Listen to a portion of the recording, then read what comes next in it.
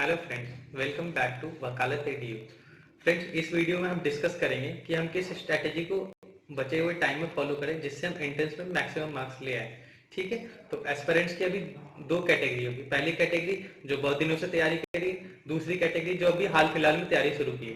ठीक है, तो पहली कैटेगरी का तो सिलेबस ऑलमोस्ट कंप्लीट हो चुका होगा। ठीक है, और वो अभी मॉक्स को अटेम्प्ट कर रहे होंगे। ठीक है, तो मैं उनको कुछ चीजें एडवाइस करना चाहूंगा। जैसे होता है कि कुछ लोग होते हैं कि सोचते हैं कि मैं इतने ज्यादा मॉक्स कर लूँ, इतने ज्यादा मॉक्स कर लूँ। ऐसे नहीं करना है, मॉक्स करिए, ज्यादा से ज्यादा करिए, बट एक मॉक करिए, उसे एनालाइज करिए, फिर दूसरे मॉक पे जाइए। क्योंकि अगर आप मॉक्स को एनालाइज नहीं करेंगे तो फिर आप अपनी गलती को सुधारेंगे नहीं, तो उससे उतना फायदा नहीं होगा।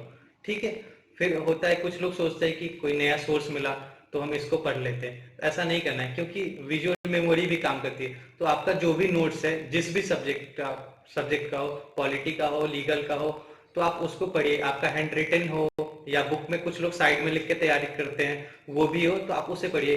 क्योंकि होता है कि आप एग्जाम में बैठे हुए तो माइंड पर क्लिक करेगा कि हाँ मैंने ऐसा लिखा था, ये था, वो था, ऐसे करके आप कर सकते हैं। ठीक है, फिर कुछ लोग इंग्लिश को लेकर चिंतित रहते हैं कि इंग्लिश को कैसे करना है। तो इंग्लिश में बेसिकली आप एक महीने में कुछ कर नहीं सकते।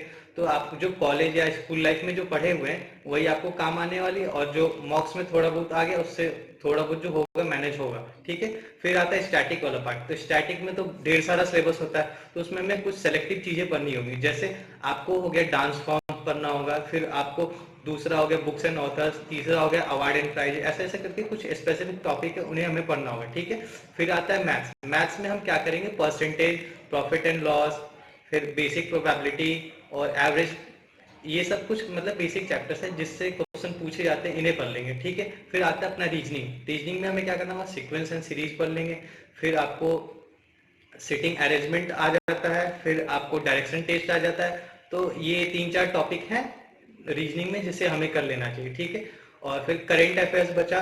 तो करेंट अफेयर्स में आप मंथली मैगजीन ले लीजिए कोई सा भी, या फिर आप यूट्यूब पे ढेर सारे वीडियोज पड़े हैं उन्हें देख लीजिए, और यहाँ से आप करेंट अफेयर करिए। और पीवाईक्यू को आप एक बार करजरी रीडिंग करिए, क्योंकि कभी कभी ऐसा होता है कि पीवाईक्यू से डायरेक्ट क्वेश्चन उठ के आ जाता है। ठीक है, अब हम बात करेंगे सेकंड वाले कैटेगरी की।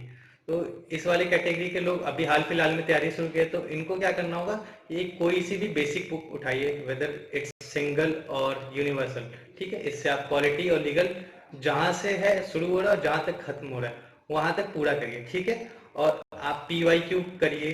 पीवाईक्यू करिए तो उससे आपको आइडिया रहेगा किस टाइप का क्वेश्चन आ रहा है, तो आप उस हिसाब से पढ़ाई करेंगे। ठीक है, तो इससे आपको ज्यादा बेनिफिट होगा। ठीक है, फिर उसके बाद मॉक्स में भी आपको सेम वही एडवाइस रहेगा कि मॉक्स करिए, एनालिसिस करिए। बट इसमें है कि आपको थोड़ा ज्यादा मॉक्स करना पड़ेगा, क्योंकि वो वाले जो दूसरे वाले लोग हैं वो लोग पहले से मॉक्स कर रहे हैं, तो आपसे ज्यादा नंबर हो तो आपको ज्यादा टाइम देना पड़ेगा। और सब जो सब्जेक्ट बच रहे उनके लिए सेम एडवाइस रहेगा जो फर्स्ट वाली कैटेगरी के लिए। ठीक है, thank you friends for your precious time. Hope to see you in faculty of law. Thank you.